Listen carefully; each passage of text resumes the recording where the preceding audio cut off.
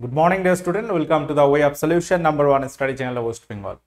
তো আমি তোমাদের ডাল্টন স্যার। তোমরা এখন পাচ্ছ একটা গুরুত্বপূর্ণ টপিক আলোচনা, ভারতের বিভিন্ন গুরুত্বপূর্ণ শহর এবং বন্দর।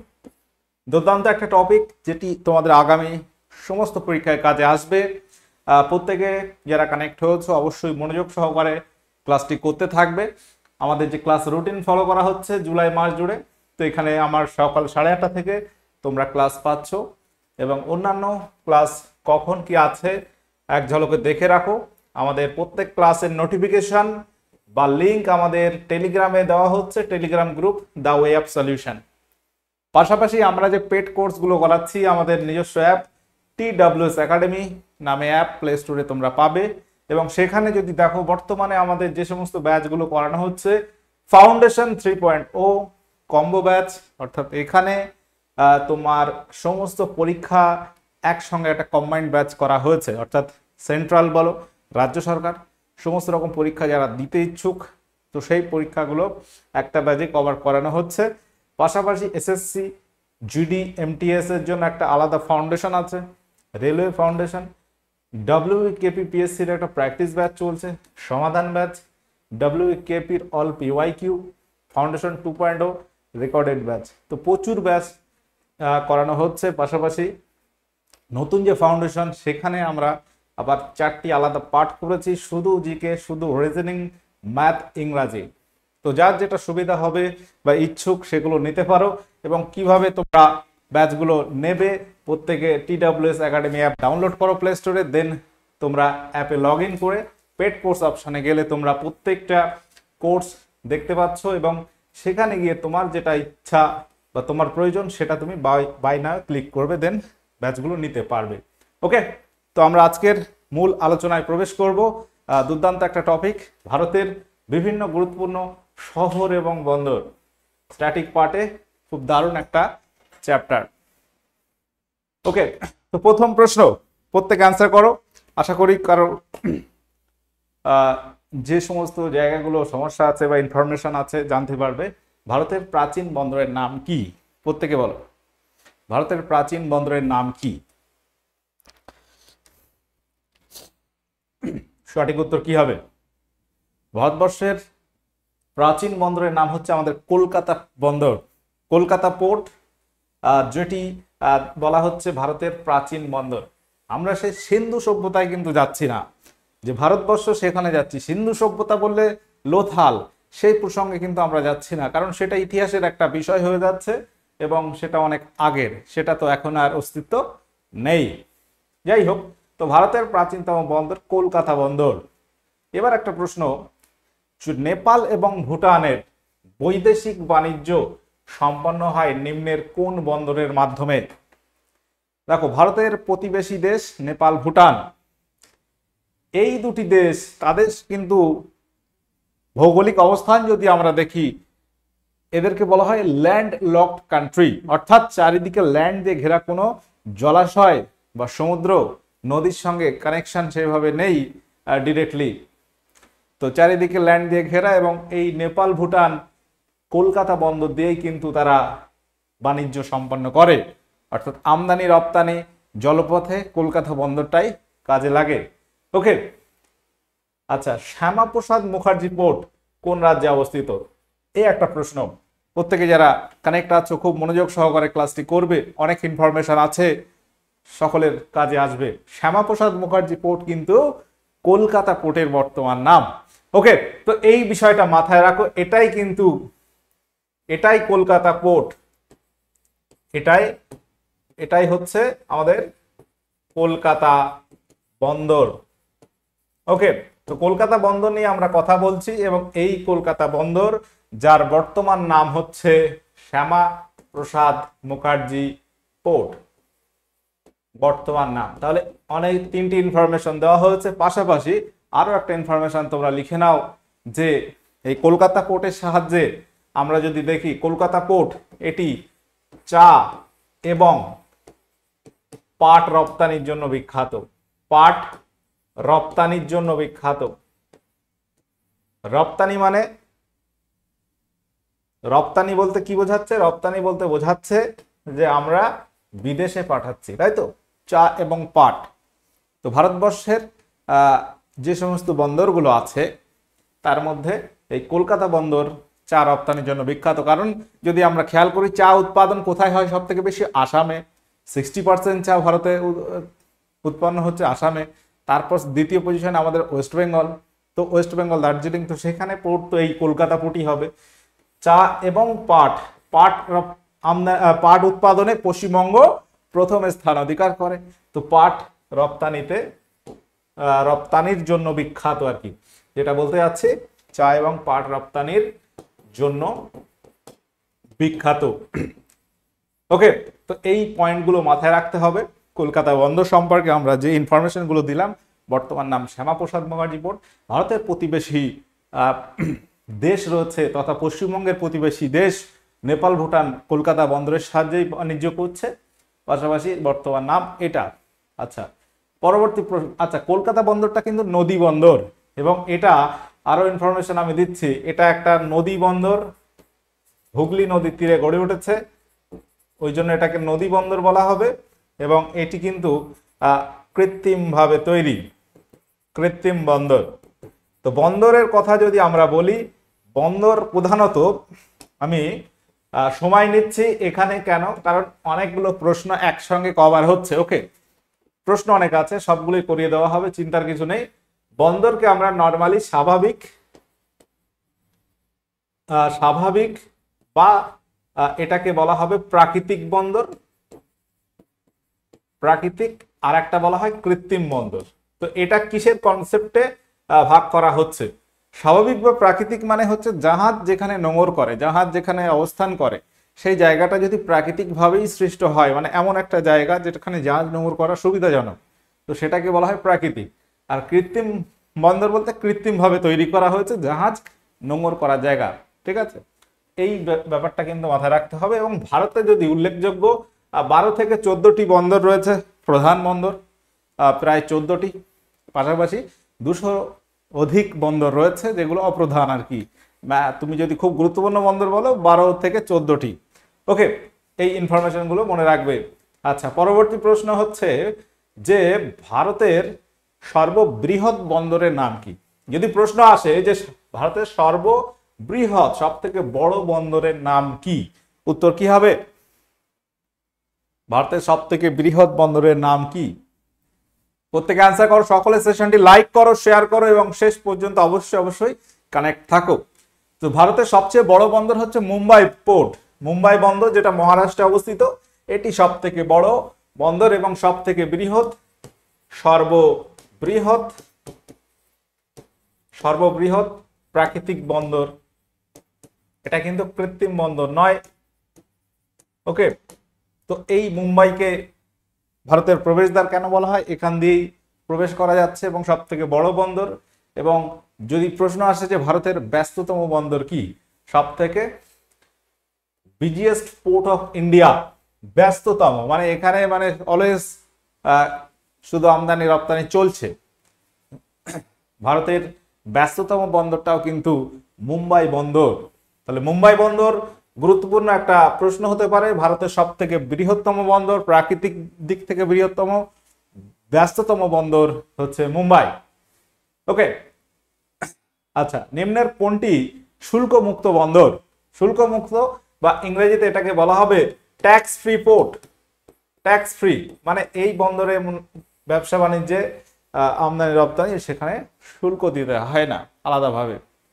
ট্যাক্স ফ্রি পোর্ট, যেখানে বলা হচ্ছে কোন কোন বন্দর? কান্ডালা, মুম্বাই, কলকাতা। অপশন ডি, এ এবং বি। তো উত্তর হবে অপশন এ এবং বি, কান্দালা পোর্ট এবং মুম্বাই পোর্ট। কান্দালা পোর্টটা কোথায়? এটা অবস্থান করছে গুজরাটের একটা বিখ্যাত বন্দর, কান্ডালা বন্দর। ঠিক আছে, কান্দালা বন্দর নিয়ে আমরা আলোচনা করব। তাহলে মুম্বাই বন্দর সম্পর্কে আমরা কোন ইনফরমেশন গুলো দেখলাম? এটি সব থেকে বড় বন্দর, এটি ব্যস্ততম, এটি tax free port. Paradip port কোন রাজ্যে অবস্থিত? তো এই ধরনের প্রশ্ন হতে পারে যে কোন বন্দর কোন রাজ্যে অবস্থিত। ভারতবর্ষে যে উল্লেখযোগ্য বন্দরগুলো আছে তার মধ্যে পারাদীপ একটি, এবং এটি আমরা যদি খেয়াল করি উড়িষ্যাতে অবস্থিত। উড়িষ্যা রাজ্যে পারাদীপ পোর্ট অবস্থিত। ওকে, এটা কিন্তু মনে রাখবে। জওহরলাল নেহেরু পোর্ট কোন রাজ্যে অবস্থিত? জওহরলাল নেহেরু পোর্ট, জওহরলাল নেহেরু বন্দর, এর পূর্ব নাম কি ছিল জানো? এর আগের নাম ছিল নভোসেবা, পূর্ব নাম ছিল হচ্ছে নভোসেবা পোর্ট। নভোসেবা পোর্ট, যার বর্তমান নাম হচ্ছে জওহরলাল নেহেরু বন্দর। তো এই বন্দরটি আমরা যদি দেখি মহারাষ্ট্রে অবস্থিত, মুম্বাইয়ে। এবং আরেকটা প্রশ্ন মনে রাখো যে ভারতের বৃহত্তম কৃত্রিম বন্দর কি? দেখো বৃহত্তম প্রশ্নটা আসছে এবং কৃত্রিম কথাটা আসছে এখানে। এই যে কৃত্রিম কথাটা কিন্তু মনে রাখতে হবে, এই যে ওয়ার্ডটা আছে এটা কিন্তু আলাদা একটা প্রশ্ন হয়ে গেল। তো কৃত্রিম বন্দরটাই জওহরলাল নেহেরু পোর্ট, যেটা ভারতের বৃহত্তম কৃত্রিম বন্দর। ওকে, এটাও কিন্তু মাথায় রাখবে, যেটা মহারাষ্ট্রে অবস্থিত। পরবর্তী প্রশ্ন, ভারতের গভীরতম বন্দর নিম্নের কোনটি?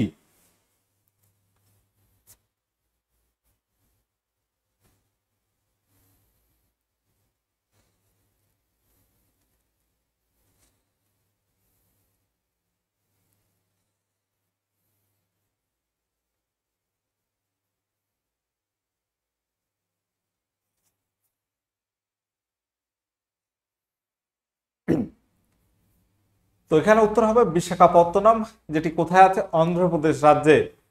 অন্ধ্রপ্রদেশ রাজ্যে।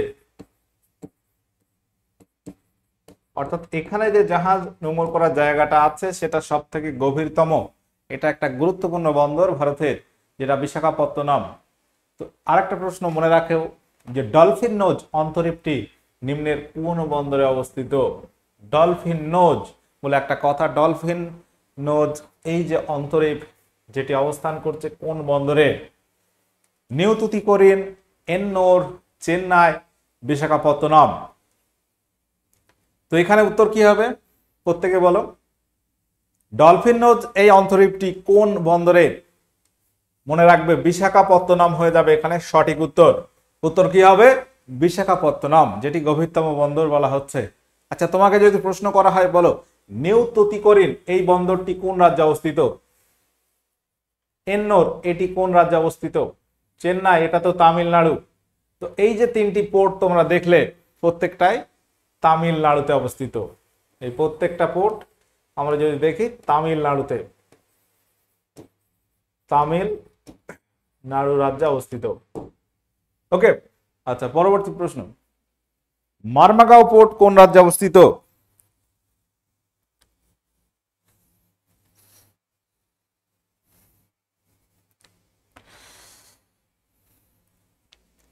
তো মারমাগাঁও পোর্ট এটি আমরা যদি খেয়াল করি এটি হচ্ছে গোয়াতে অবস্থিত, এবং এই মারমাগাঁও পোর্ট হচ্ছে ভারতের দ্বিতীয় বৃহত্তম বন্দর। এটি হচ্ছে একটা স্বাভাবিক স্বাভাবিক পোতাশ্রয়যুক্ত বন্দর। পোতাশ্রয় মানে যেখানে জাহাজ নোঙর করে আর কি, পোতাশ্রয় যুক্ত বন্দর। ঠিক আছে, এবং এই বন্দরটা মনে রাখতে হবে ভারতের যে বন্দরগুলো আছে, ভারতের যে বন্দরগুলো আছে তার মধ্যে দ্বিতীয় বৃহত্তম, ভারতের দ্বিতীয় বৃহত্তম, second largest port of India, দ্বিতীয় বৃহত্তম। তাহলে ইনফরমেশনটা বুঝতে পারছো? প্রথম যদি বলা হয় মুম্বাই, সেকেন্ড পজিশনে হচ্ছে মারমাগাঁও পোর্ট, দ্বিতীয় বৃহত্তম বন্দর। এই মারমাগাঁও পোর্ট থেকে আরেকটা প্রশ্ন আসে যে এই বন্দরটি আকরিক লোহা, লৌহ আকরিক, আকরিক লোহা রপ্তানির জন্য বিখ্যাত, রপ্তানির জন্য বিখ্যাত। ওকে, মনে থাকবে? তাহলে তিনটি ইনফরমেশন এখানে কিন্তু দেওয়া হয়েছে, ভালো করে খেয়াল করো। তিনটি ইনফরমেশন, স্বাভাবিক পোতাশ্রয়যুক্ত, ভারতের দ্বিতীয় বৃহত্তম বন্দর, এবং এটি আকরিক লোহা রপ্তানির জন্য বিখ্যাত। বলো কান্দালা পোর্ট এর বর্তমান নাম কি? এটাও কিন্তু খুব গুরুত্বপূর্ণ একটা প্রশ্ন।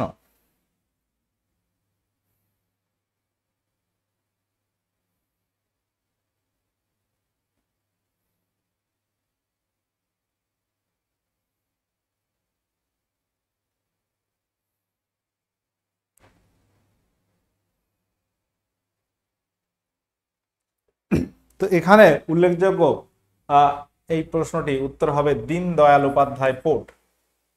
Deendayal Upadhyay port, option C সঠিক উত্তর হয়ে যাবে, যার বর্তমান নাম দীনদয়াল উপাধ্যায় পোর্ট। তো কান্ডালা পোর্ট এটা কিন্তু ট্যাক্স ফ্রি পোর্ট, আমরা এই প্রশ্নটাও কিন্তু একটু আগে বলেছি, এটাও শুল্ক মুক্ত বন্দর এবং গুজরাটের একটা উল্লেখযোগ্য বন্দর। ওকে, আচ্ছা, ভারতের দ্বিতীয় ব্যস্ততম বন্দর, দেখো প্রশ্নগুলো কনফিউজ হয়ে যায় না, একটু ঠান্ডা মাথায় ব্যাপারগুলো দেখো, সবকিছু বুঝতে পারবে। তাহলে দুটো কথা এখানে আসছে, একটা হচ্ছে বৃহত্তম দিক থেকে, বৃহত্তমর কথা বলা হয়েছে, আর একটা হচ্ছে ব্যস্ততম। ব্যস্ততম, তাহলে দুটো জিনিস আলাদা, এটা আগে মাথায় রাখো। তাহলে দ্বিতীয় ব্যস্ততম বন্দর এর মধ্যে কোনটি? যদি বলা হয় ব্যস্ততম বন্দর, বৃহত্তম বন্দর আমরা বলেছি 1 নম্বর পজিশনে রয়েছে মুম্বাই, ব্যস্ততমের মধ্যেও মুম্বাই আছে। ওকে, তাহলে দুটো বিষয় কনফিউজড হলে হবে না, বৃহত্তম মুম্বাই, ব্যস্ততম মুম্বাই। ফার্স্ট পজিশন, এখানে ফার্স্ট লিখি তাহলে তোমাদের বুঝতে আরো ভালো লাগবে,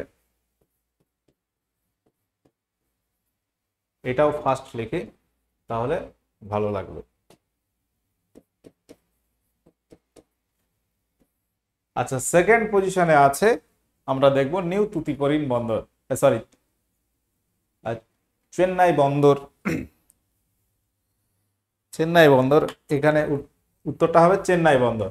ঠিক আছে, চেন্নাই বন্দর কোথায়? তামিলনাড়ুতে। এটা হচ্ছে দ্বিতীয় ব্যস্ততম বন্দর ভারতবর্ষের ব্যস্ততার দিক থেকে।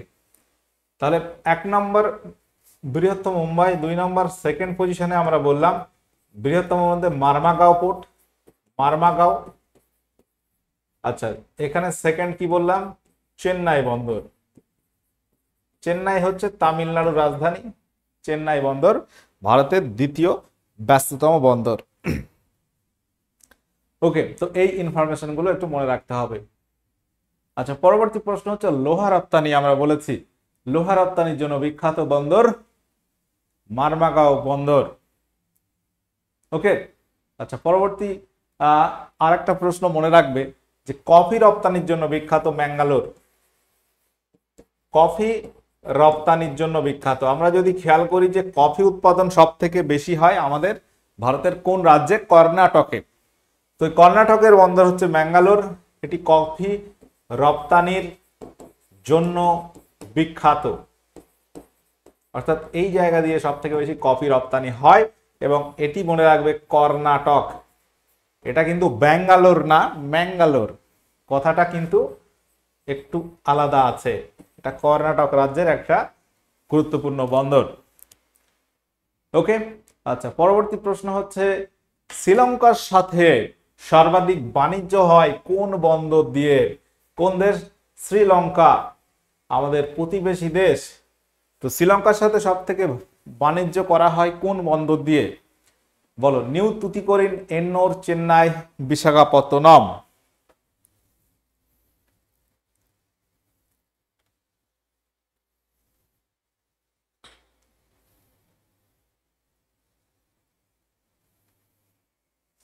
তো উত্তর হবে নিউ তুতিকোরিন বন্দর, যেটা দেখা যাচ্ছে শ্রীলঙ্কার সঙ্গে তামিলনাড়ুর কাছাকাছি রাজ্য শ্রীলঙ্কা, সরি তামিলনাড়ুর কাছে শ্রীলঙ্কা, এবং তামিলনাড়ুতেই আমরা 3টে বন্দরের কথাই বললাম, তার মধ্যে নিউ তুতিকোরিন দিয়ে সব থেকে বেশি বাণিজ্য হচ্ছে শ্রীলঙ্কার সঙ্গে। ঠিক আছে, আচ্ছা, এন্নোর বন্দর এটাও তামিলনাড়ু রাজ্যে অবস্থিত আমরা বললাম। এর যদি বর্তমান নাম দেখি, বলতে পারবে বর্তমান নাম কি আছে? বলতে পারবে? কামরা বাজার বন্দর, এরকম একটা নাম আছে।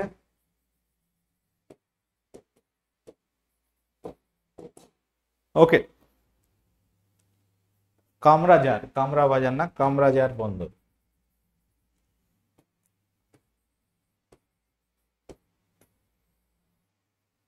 বর্তমান নাম। আচ্ছা, পরবর্তী প্রশ্ন নগর শহর থেকে, তার আগে আমি একটু ইনফরমেশন দিই, যেটা হচ্ছে উল্লেখযোগ্য বন্দর মধ্যে আমরা যেমন বন্দর পোতাশ্রয় দিয়ে ভাগ করলাম, আবার আমরা ভাগ করতে পারি নদী বা সমুদ্র উপকূল থেকে। কারণ ভারতের সমুদ্র উপকূল অনেকটা আছে, 9টি রাজ্যের সঙ্গে সীমানা রয়েছে এবং 9টি রাজ্য জুড়ে প্রচুর বন্দর রয়েছে। আমাদের ওয়েস্ট বেঙ্গলের বন্দর যদি আমরা দেখি, আমাদের পশ্চিমবঙ্গের কথা যদি বলি, পশ্চিমবঙ্গের বন্দর কটা আছে? বন্দর প্রধানত হচ্ছে 2টি। কি কি? একটা হচ্ছে কলকাতা বন্দর, কলকাতা, এবং 2 নম্বর হচ্ছে হলদিয়া, হলদিয়া বন্দর। তো এগুলো হচ্ছে প্রত্যেকটা নদী বন্দর। এটা হচ্ছে নদী বন্দর, ঠিক আছে? নদী বন্দর মানে নদীর তীরে গড়ে উঠেছে। আবার তুমি যদি যাও, গুজরাটে রয়েছে বেশিরভাগ সমুদ্র তীরবর্তী বন্দর, তোমার কান্দালা পোর্ট, ভাবনগর আরব রয়েছে। পাশাপাশি মহারাষ্ট্রে মুম্বাই, তারপর কি আছে, মুম্বাইয়ের পরে নবসেবা পোর্ট বা জওহরলাল নেহরু ইত্যাদি উল্লেখযোগ্য বন্দর আছে। ওকে, কেরালার গুরুত্বপূর্ণ বন্দর রয়েছে কোচিন, কেরালাতে রয়েছে কোচিন বন্দর, কেরালার কোচি একটা বিখ্যাত বন্দর। ওকে, উল্লেখযোগ্য বন্দরের মধ্যে এটা আছে। ঠিক আছে, তো বন্দর থেকে আমরা বেশ একটা আলোচনা করেছি। এবার আমরা একটু শহর থেকে, মহানগর থেকে আলোচনা করি। ভারতের বৃহত্তম মহানগর কোনটি? বলো কি হবে এখানে উত্তর?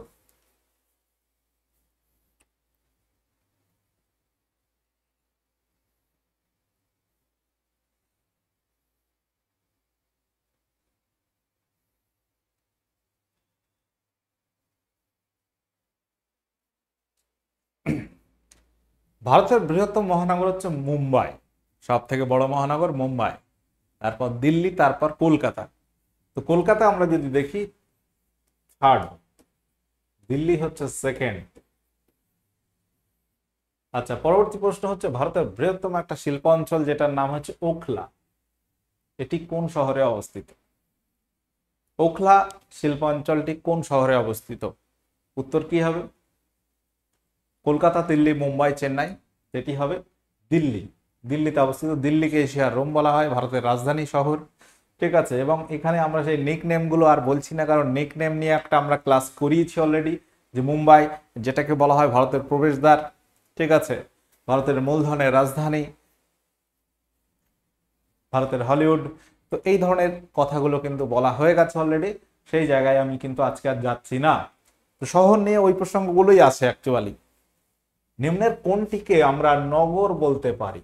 এই যে কনসেপ্ট থেকে কিন্তু প্রশ্ন আসে, তোমরা পরীক্ষায় দেখবে যে শহর কাকে বলে, নগর কাকে বলে, মহানগর কাকে বলে, ঠিক আছে, বা মেগা সিটি কি, A1 সিটি কি, এই রকম প্রশ্ন আসে।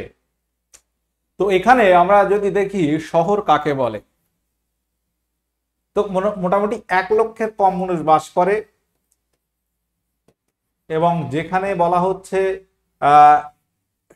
জনসংখ্যার, জনঘনত্ব মোটামুটি বেশি, এবং জনসংখ্যার প্রায় 3 ভাগ 75% চাষবাসের সঙ্গে যুক্ত নয়, চাষবাসের সাথে যুক্ত নয়,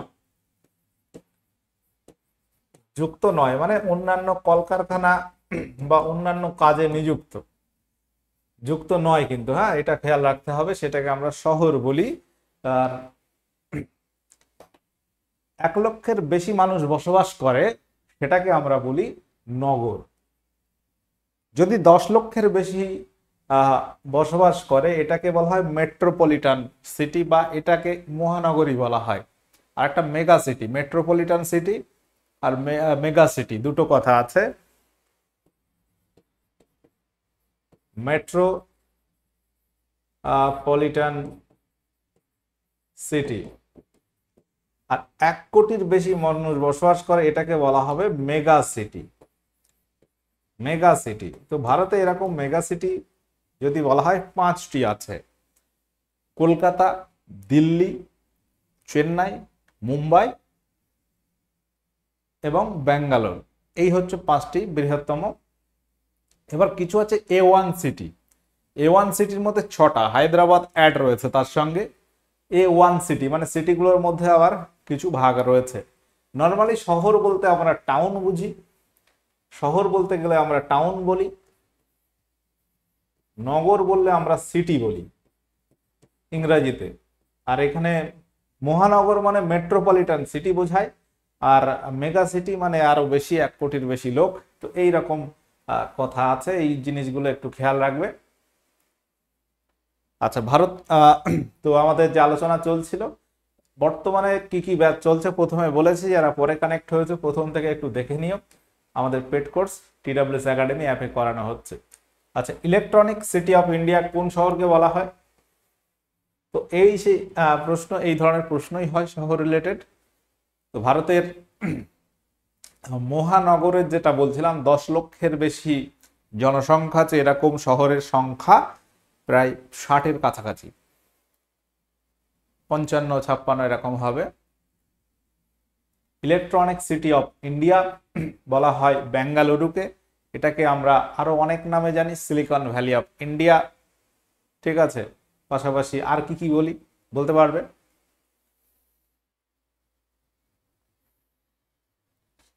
garden city of India, space city of India. তাহলে সিলিকন ভ্যালি, এগুলো আর লিখতে হবে, এগুলো নিয়ে আমরা আলোচনা করেছিলাম। সিলিকন ভ্যালি, পাশাপাশি আমরা যদি দেখি গার্ডেন সিটি অফ ইন্ডিয়া, তারপর গ্রিন সিটি অফ ইন্ডিয়া, এটাও বলা হয়, সবুজ নগরীও বলা হয় এটাকে, বেঙ্গালুরুকে।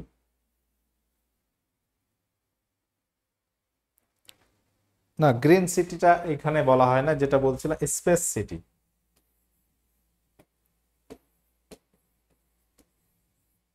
স্পেস সিটি, চেন্নাইকে সবুজ নগরী বলা হয়। ভারতের প্রথম জাদুঘর কোন শহরে নির্মিত হয় বলতে পারবে? জাদুঘর কোন শহরে নির্মিত হয়েছিল?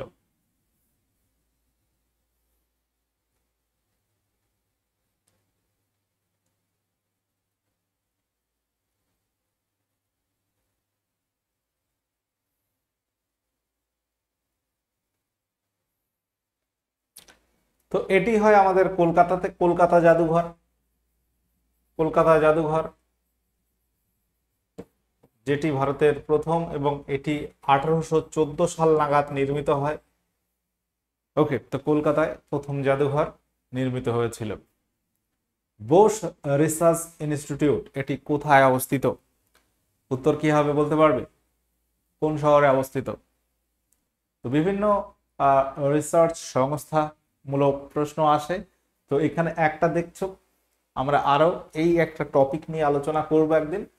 নিম্নের কোন শহর তামিলনাড়ুর রাজধানী? তো রাজধানী নিয়ে একটা আলোচনা করতে হবে। শুধু ভারতবর্ষের রাজ্যগুলোর রাজধানী নয়, ইন্টারন্যাশনাল কিছু দেশ, প্রতিবেশী দেশ রাজধানী, তাদের কারেন্সি বা মুদ্রা, পার্লামেন্টের নাম, এই একটা টপিক আছে, দারুণ একটা টপিক, সেটা নিয়েও আমরা একদিন আলোচনা করব। তো তামিলনাড়ুর রাজধানী চেন্নাই। দিল্লি শহর কোন নদীর তীরে অবস্থিত? এই একটা কিন্তু দারুণ টপিক আছে, যে নদীর তীরবর্তী শহর। এগুলো আপকামিং হবে, এই সপ্তাহে আর হবে না, নেক্সট উইক আশা করব আলোচনা করা হবে, যে কোন শহর কোন নদীর তীরে অবস্থিত। এটা থেকেও কিন্তু একটা প্রশ্ন হয় পরীক্ষায়। যমুনা নদীর তীরে ভারতের রাজধানী দিল্লি শহর অবস্থিত, মনে রাখবে। নাসিক শহরটি কোন নদীর তীরে অবস্থিত? এটা তোমরা একটা হোমওয়ার্ক করো।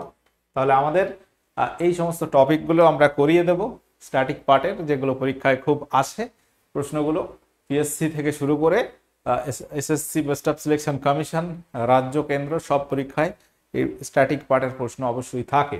আচ্ছা, প্রত্যেকে যারা কানেক্ট ছিলে, তোমরা আমাদের যারা নতুন আছো চ্যানেল দুটো সাবস্ক্রাইব করে নোটিফিকেশন অল করো, এবং TWS একাডেমি অ্যাপ ডাউনলোড করো, যদি প্রয়োজন হয় পেড কোর্স তুমি নিতে পারো। ঠিক আছে, সকলে ভালো থাকো, সুস্থ থাকো, এবং মনোযোগ সহকারে পড়াশোনা করতে থাকো। ওকে, টাটা, বাই।